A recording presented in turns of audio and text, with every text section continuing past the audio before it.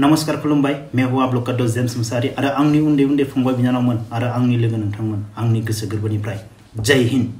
आसा खालामो आंनि उन्दै उन्दै फंबाय बिनानावमोना गावबा गावनि थांखिखौ होसोनानै खामानि मावगासिनो दं आरो गावबा गावनि बिमा बिफानि खोथा बाथ्राखौ लानानै खामानि मावगासिनो दं होननानै आंनि दिनैनि बे भिडिअआ जाहैबाय आङो चिरां डिस्ट्रिक्टनि खैला मैलायाव दाखालि बावै दैजों लोमजानानै आलाय सिलाय जानाय रिलिफ केम्पआव थानायफोरनि थाखाय आङो बैसोरनो मायबा मोनसे अनसुंथाइ हैनो थाखाय जोंनि बाक्सा डिस्ट्रिक्टनि बरमा सोरां नोगोर कल'नियाव माखासे सार्भिस मावनाय मानसिफोर दङ आंनि लोगो फौजि आदामोन दङ आरो गोबां गिदिर गिदिर सार्भिस मावनाय मानसि दङ आङो बिसोरनियाव गावखौनो लाजियालासिनो खैला मैलायाव थानाय बर' सुबुंफोरनो मायबा मोनसे अनसुंथाइ हैनो हागोन खोमा होननानै आं गावखौनो लाजियालासिनो बे सोरां नोगोर कल'नियाव आङो मायबा मोनसे माने बिनो थांदों आरो ना फैसा बिनो थांदों न' हाबनानै बेनिफ्राय जोंनि बे सोरां नोगोर कल'निनि मानसिफोरा बा आदामोना बा सारमोना आं जायनि न'आव हाबदों आंखौ रावबो ना खालामाखै आं जोबोर खुसि माने आं बिना नायदोंमोन जिबनाव बेनो आंनि फार्स्ट टाइम सोरनियावबा फैसा बिनानै सोरनोबा हैनो नागिरनाया नाथाय आं बेयावबो साक्सेस जादों आंखौ रावबो ना खालामाखै आरो आंनो रावबो हरालासिनो थायाखै आरो ना सोरबा 500 टाका 1000 टाका बेफोरबायदि हरदों बेनिफ्राय बे सोरां नोगोर कल'निनिफ्राय आङो 14,000 माने 14,000 कालेक्सन जादों आंना अनलि इसेल' न'खर आरो ना बांद्राय बुरजा नङा नोंथांमोना बे भिडिअखौ नायलांबाय था जोबजासिम नायलांबाय था नोंथांमोना नङाब्ला आंखौ फैसा खांनानै जादो होनना बुंगोन ना आं बेसेबां फैसा मोन्दों बे भिडिअआवनो गासैबो नुजोबगोन आरो आं बेखौ खैला मैलायाव माबायदि खरस खालामहैगोन आं बेखौबो नोंथांमोननि सिगाङाव देखायनाय जागोन आरो ना आङो गावखौनो जोबोर गोजोननाय मोन्दों जिबनाव बेफोरबायदि फैसा बिफेराखैमोन बिनानै आं साक्सेस जादों आङो गासैबो बरननानै फैसा हरदों बेनि थाखाय आंनि गोसो गोरबोनिफ्राय जोंनि बरमानि सोरां नोगोर कल'निनि गासैबो रायजो राजा नोंथांमोनखौ आरो जायफोरा आंनो फैसा हरबाय बैसोरखौ आंनि गोसो गोरबोनिफ्राय आरोबाव आङो खेबसेबाव सेलुट अब्ला नोंथांमोना बे भिडिअखौ जोबजासिम नायलांबाय थादो आब' खुलुमबाय आंनिफ्रायबो खुलुमनाय जासिबाय नोंसोरनिसिम लोगोफोर बे आब'आ माने आब' होनो आं दा बे आब'आ जोंनि मेडामसो बरमा कलेजनि बड' डिपार्टमेन्टनि लेक्सारार आब'आ ओमफ्राय दा आं आब'आथ' गासैबो मिथिखाजोब्बाय आं माने मानि थाखाय आब'नियाव फैदों ओमफ्राय आब' नों दा बे चिरांनि दा जाथायनि सायाव माबा मोनसे फंनैसो बुंनो सानदों नामा आब' ओरैनोथ' आं थांनानै जायगायाव नुहैयाखै नाथाय नोंसोरनिफ्राय जिखिनि मिथि मोनबाय बेयाव आंनिफ्राय दुखु फोरमायहरदों आं बिसोरनिसिम बेखायनो आङो जिखिनि हायो नोंसोर बुंनाय बायदियै आंनि गोसोआबो बिसोरनिसिम हेल्प होनो गोसो दङ नालाय बेखायनो आंनिफ्राय एसे अनसुंथाइ हरनानै जेन इसोरो थाबैनो बे खैफोदनिफ्राय बारग'नो हायो आं बेखौनो मिजिंथिबाय थेंक इउ आब' जेबोथ' गाज्रि मोनाखै आं बेफोरबायदि डनेसन खालामनायखौ नङा जों बेबायदि खैफोदाव गोलैनायखौ हेफाजाब होनो हायोबा आंनि गोसोआ जोबोद गोजोननाय मोनो मानोना जों बेबायदिनो दिनैसो जों गोजोन खुसियाव दोङो माब्लाबा जोंफोराबो बेबायदि खैफोदाव जों गोलैनो हानाय अब्ला बेबायदि जुदि जोंनि समाजा सुबुंफोरखौ जुदि बेबायदि हेल्प होलायबाय थायोब्ला जोंनि गेजेराव सोरबा दुखु मोननाय सोरबा गाबनायनिफ्राय जोङो गोबां सहाय मोनलायना बा बेफोर जोंनि रेजें जागोन आरो जोंबो बेफोरनिफ्राय माब्लाबा हेल्पखौ मोननो हागोन मानसिया सोरनोबा हेल्प होनो हायोबासो हेल्पखौ मोनफैयो उन्दैखौ अनोब्ला गेदेरा मान मोनो बेबायदि बाथ्रा आरो बेखायनो आं बे बिथिंखौ आं गाज्रि मोनाखै आंबो हरनो हानानै एसे गोजोननायसो मोनदों थेंक इउ आब' गाज्रि मोननाङा आरो आब' आं बेखौनो बुङो मानो होनब्ला जिबना माने सोरखौबा हेल्प होलायबाय थानासो सोलिखानांगौ नंना नङा अब्लासो माने खुसि मोनो नंगौना बेनिखायनो आङो लाजियालासिनो फैदों आरो आब'निसिम बिनो जेबो नङा माने आब'नि स्टुडेन्ट जानानै माने आं कलेजाव आब'निनो स्टुडेन्टमोन ओमफ्राय आं लाजियालासिनो आब'निसिम फैदों आरो जेबो नङा जेसेबां हायो अब्ला आब' थेंक इउ वेलकाम बेखायनो आंनिफ्राय 2,000 आङो बिसोरनो अनसुंथाइ हरनाय जाबाय जेन आंनि बे फिसा हरनाया अनसुंथाइ हरनायानो बिसोरनि थाखाय एसेबाबो हेल्प होदो होननानै आं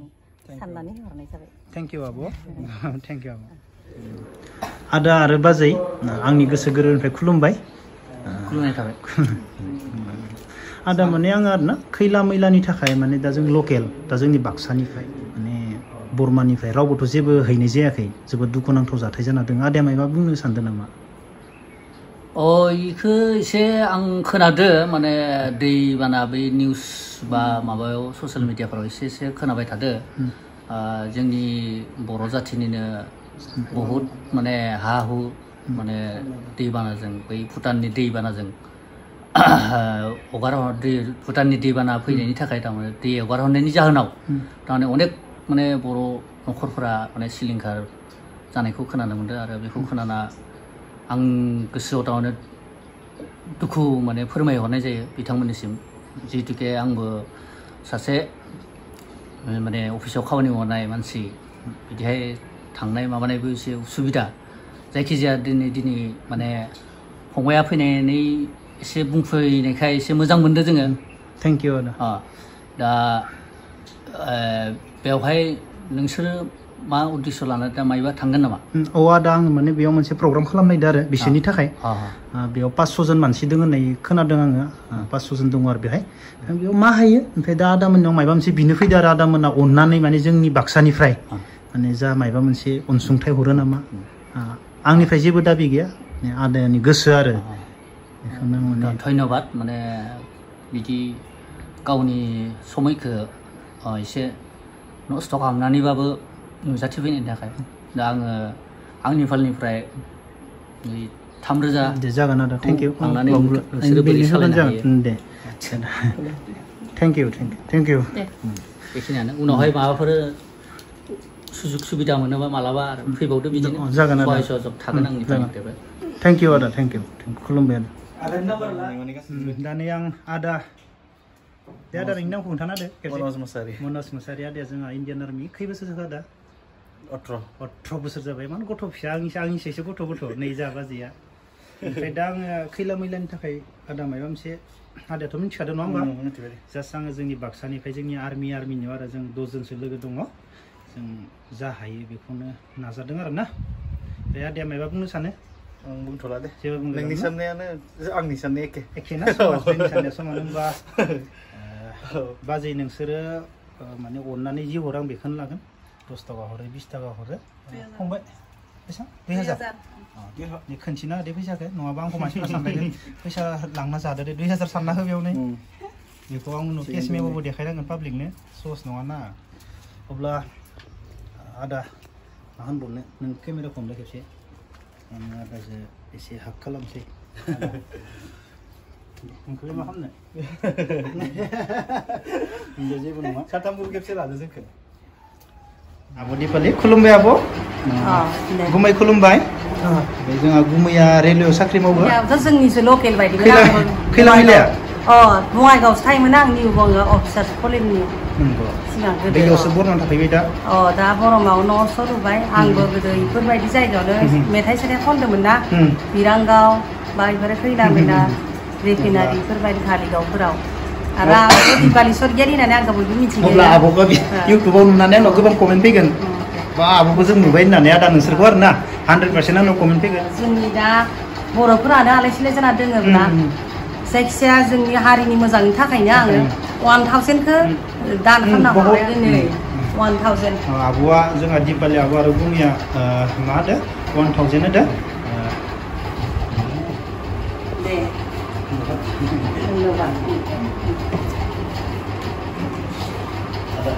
धन्यबाद गोजोन्थों धन्यबाद जोंनि हारिया जौगाथों आरो आं दा नै सासे जोंना बरमायावनो आंनि लोगो आर्मि मावो बाबु मा नाम नोंना मोजां फराय दे नोंसोर बाबाया आंनि लोगो हा ओमफ्राय बाबानि नामखौ खोन्थाना होदे खेबसे सुमल मुसाहारि आंनियाबो टाइटेला मुसाहारि दे जेम्स मुसाहारि हा मोजां खामानि मावनांगोन ना मोजां फराय दे बहुत ओमफ्राय गासैबोथ' मिथिखाजोबगौ ओमफ्राय सुमल मुसाहारि ना न'आवथ' गैया बबाव दं दे वेस्ट बेंगल खै बोसोर जाखा दानिया साख्रिया 15 हाबबाय हा आंनि लोगो गोजा गासैबो आर्मि ओमफ्राय आं दा चिरांनि थाखाय डनेसन बिदों आरो नोंसोरथ' मिथिखाजोब्बाय नोंसोर जि हरो बेखौनो लांबाय दा दे बाबु मा हरो 2000 थेंक इउ हा बहुत धन्यबाद मा होनो माने जों गोरिबखौ मायबा मोनसेबाबो ना बिसोरबोथ' जानो नाजायाखै जेबो गाज्रि मोनना आरोना मोना एकदमबारे हरनो हाबा जोंनिनो मोजां जेबो गाज्रि मोनना जों जेसेबांनो गुबुनखौ हेल्प खालामगोन जोंखौ भगबाना एसेबां नायफिनगोन नंना नङा जों भगबाननि भरसायावसो थांना थानांगोन मानसिया जेबो सानना ना थेंक इउ हा बाबु मोजां फरायदो नोङो थेंक इउ बहुत बहुत थेंक इउ इउटुबाव नाय दे भिडिअखौ नायो ना नायो दे नायो आब' खुलुमबाय खुलुमबाय आब'आथ' मिथिखाजोब्बाय ना आंनो फैदो ओमफ्राय आदानि नामखौ खेबसे खोन्थाना दे मुकुन्द रामसियारि मुकुन्द रामसियारि ना खै बोसोर जाखो साख्रि आदानिया इनिया नै दा माबा मोनबोलाथाय सेप्तेम्बर लास्टबा 19 बोसोर ग्रोब जागोन आरो न'आव फैसिगोन होननाय खोनादों ना न'आव फैसिगोन मोजाङै मोजां भगबान पेन्सन फैथोसै ना न'आव जमा फेमिलिजों थाथोसै मोजाङै मोजां हेपिनो रायजो जाथोसै थैजासिम ना अनलायनानै बेखौनो सानो ओमफ्राय बेनो आरो खैला मैलानि थाखाय फैदो आब' आङो गाज्रि मोननाङा आंनि गोसोनिफ्राय आं सरि बिग्रोखायो आरो ना गाज्रि मोननाङा नोंसोर जि हायो बेखौनो हर आंनो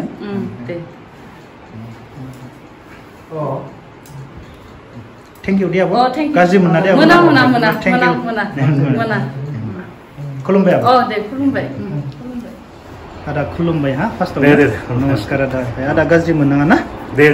मिथिखाबायना बाथ्राखौथ' औ मिथिबाय एसे बेनो आरो आदा साख्रिया बेसेबां जाखो आंनिया 17 इयार्स 17 औ दाबो मणिपुर दा आंना मणिपुराव दं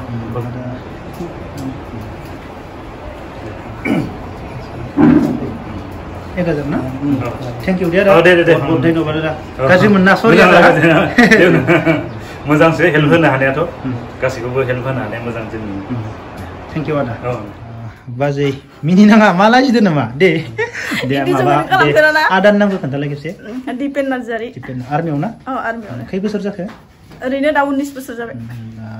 नोंसोर मा हरो आं बेखौनो लागोन ना गाज्रि मोननाङा बेनि थाखाय आं माने फैसा बिनायनि थाखाय आंनिफ्राय सरि आरो ना ओमफ्राय मा हरो खेवना होदो फैसाखौ बेसेबां 1000 थेंक इउ दे बाजै दे गाज्रि मोनना दे आरो आदानो खोन्था जेमसा इदि खालामनानै फैसा फैदो आं एसां हरदों ना दे थेंक इउ बहुत बहुत धन्यबाद आरो ना दे आब'आथ' खुसि ना जेबोथ' प्रब्लेम नङा बोराया खोन्थाखादों ना आब'आ एकदमबारे गंगार बायदिथारलै ओमफ्राय बोराया बबाव दं दा बोराया शिलंआव शिलं दं ना आसाम रेजिमेन्टआव सेन्टाराव दङ अके ओमफ्राय आब'आ दा मा हरनो नागिरदों आंनो 500 फैखावना हो फैसाखौ दे बेनोब्ला थेंक इउ दे आब' दे मोजाङै था दे मोजाङै था हा थेंक इउ आब' गिबियावनो खुलुमबाय आब' बाथ्राखौथ' मिथिखाबाय ना बिदिनो आरो आदानि नामखौ खोन्थाना होदो खेबसे रमाकान्त बर' ना झारखान्डआव दंना दा बेखौ जेबो गाज्रि मोननाङा आब' नों जे हायो बेखौनो हरबानो जाबाय मोना ना आब' मोना दे जायो जिबाबो जायो थेंक इउ दे आब' दे गाज्रि मोनना हा दे